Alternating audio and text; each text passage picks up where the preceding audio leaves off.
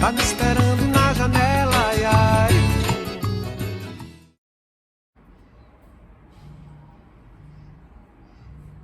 Olá, tudo bem com vocês? Muito feliz de estar aqui então para o nosso terceiro vídeo sobre a prevenção do suicídio na campanha do Setembro Amarelo.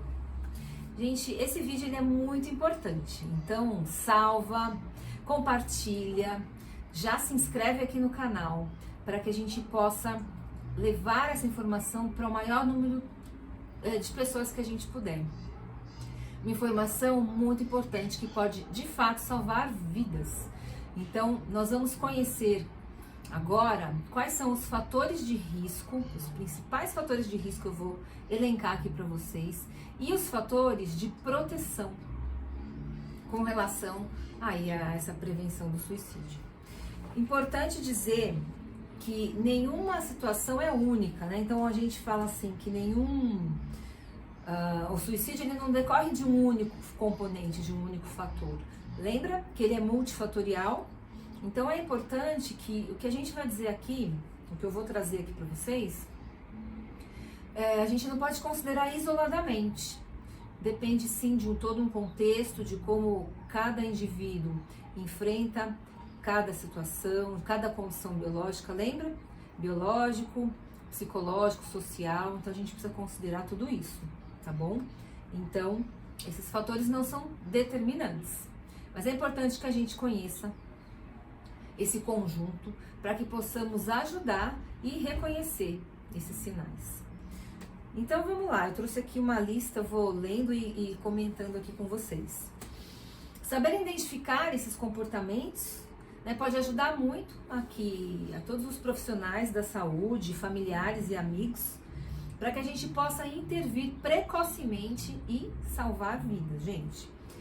A gente divide os fatores em fatores não modificáveis, ou seja, fatores que já aconteceram, e fatores modificáveis. Dentro dos não modificáveis, o que a gente vê? A tentativa prévia. Então, uma pessoa que já teve uma tentativa é um fator de risco para que ela tente novamente. Você sabe que 50% das pessoas que morreram por suicídio haviam tentado previamente. Então é muito importante não achar que é frescura, que a pessoa que só tá falando, ele fala, mas não faz, né? Isso é um mito. Precisamos estar atentos a isso, né? E juntamente com isso, se tiver a presença de um transtorno psiquiátrico, então isso aumenta muito. A idade de 15 a 30 anos e idosos, né? Então isso é um fator de risco também. Quando a gente pensa no gênero, né? Os homens eles tentam 3 vezes mais que as mulheres. Na verdade, tentam não. Os homens eles morrem por suicídio 3 vezes mais do que as mulheres. E as mulheres tentam mais do que os homens, têm mais tentativas do que eles. Doenças crônicas, doenças debilitantes, isso é um fator de risco também para suicídio, né? Populações especiais, étnicas, indígenas também têm uma incidência. Perdas recentes é um fator de risco também. Histórico, familiar e genético, né? Se já houve na família casos de suicídio, né? Então isso pode aumentar o fator de risco. Eventos adversos na infância, gente, então, e adolescência, como maus tratos, abuso físico, sexual, esses transtornos psiquiátricos familiares, tudo isso pode aumentar esse risco.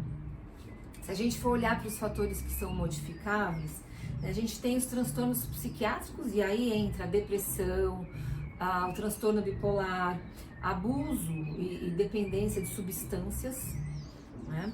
Transtornos de personalidade, esquizofrenia, os conflitos familiares, então olhar para essa questão, né, da falta de apoio social, as incertezas com relação à orientação sexual, com todos pontos aqui de fator de risco.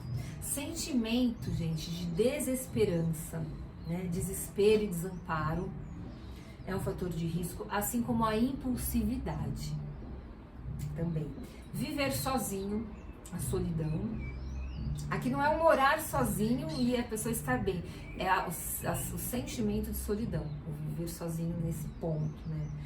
A gente até coloca aqui algumas situações, como eu falei, do desemprego, aposentados, mas não diretamente só o desemprego, mas como a pessoa ela encara essa condição que pode ser momentânea ali na vida dela. Moradores de rua, também um fator de risco, né? E outra coisa, e os indivíduos que têm acesso a meios letais, tá? Então, fácil acesso a meios que possam tirar sua vida, armas de fogo, algumas substâncias, esse tipo de coisa. Percebem?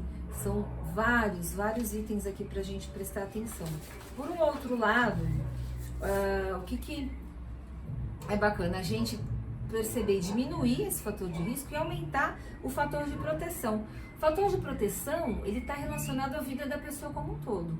Então, a gente vê no âmbito pessoal, emocional, físico, profissional, social, olhando para aquela condição integral do ser humano, né? Então, olha que interessante. Melhorar os fatores de proteção também deve ser um objetivo, não só diminuir o fator de risco. A gente tem esses dois pilares para trabalhar, né?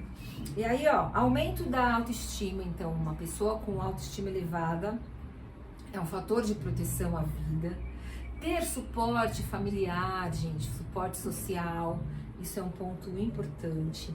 Laços sociais bem estabelecidos, isso é um super fator de proteção. Então, todos os pontos para a gente desenvolver, né? A própria ausência da saúde mental, da ausência da doença mental, né? E a pessoa ter acesso e cuidados protetivos com a sua mente.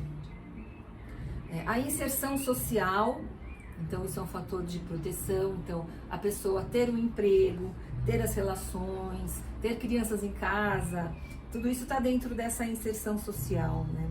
A capacidade adaptativa positiva, né? Que a gente chama também de resiliência, né? Isso é um fator de proteção.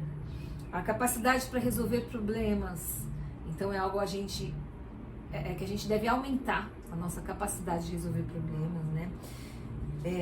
Também as crenças religiosas, né? As nossas crenças espirituais e étnicas, isso é um fator de proteção também muito forte. As relações pessoais, a gente já falou, né? E as práticas de estratégias positivas de enfrentamento e práticas de bem-estar são fatores de proteção. Então, bastante item aqui. Acho que dá pra gente voltar, rever o vídeo, elencar. E se você conhece alguém que está apresentando algum desses fatores de risco, converse, esse é um ponto muito positivo. Busque essa abertura para que você possa ajudar essa pessoa a buscar uma ajuda profissional para que cuide dessa vida. É o que a gente fala, toda a vida importa sim.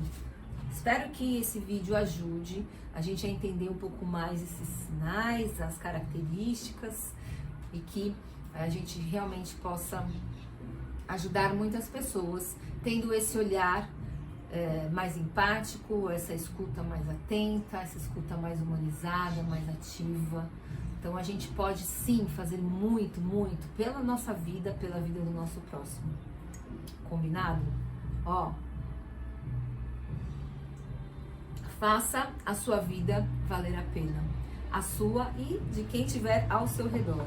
Então, usa esse conhecimento, se aprofunda, tá bom? Aqui é um canal, mas vai estudar, busca informação, busca ajuda, gente. É isso, movimento, né? A vida pede movimento, né? Vamos lá, vamos juntos, né? Nos movimentar para uma vida e para um mundo melhor. Deixo aqui um grande beijo e tô te esperando na janela. Até a próxima!